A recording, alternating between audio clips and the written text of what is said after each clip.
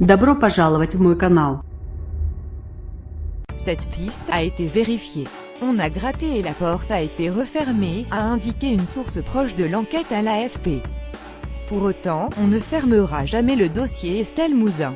On reçoit des courriers toutes les semaines, de gens qui se présentent comme des témoins, a-t-elle ajouté. Didier Seban, l'avocat du père d'Estelle Mouzin, avait demandé d'enquêter sur l'homme, suspecté de plusieurs disparitions.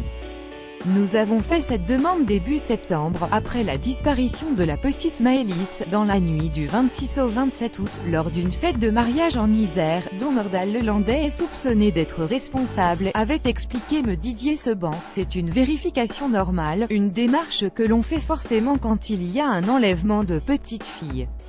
Je pense que ça va se faire, avait-il ajouté, confiant. Non loin d'Estelle, l'avocat a précisé qu'en 2003, Nordal Lelandais, alors âgé de 19 ans, se trouvait au camp militaire de Suippes-Marne, à environ 150 km du lieu de la disparition d'Estelle Mouzin. Il faut notamment vérifier la téléphonie pour voir s'il était dans le coin à ce moment-là, avait-il déclaré. Interrogé par l'AFP, Éric Mouzin, le père d'Estelle, a expliqué ne pas avoir été informé de l'abandon de la piste Lelandais. Mais, si ce résultat se fonde uniquement sur l'exploitation de la téléphonie, ce n'est pas suffisant pour infirmer l'hypothèse d'une implication de l'ancien maître chien, a jugé M.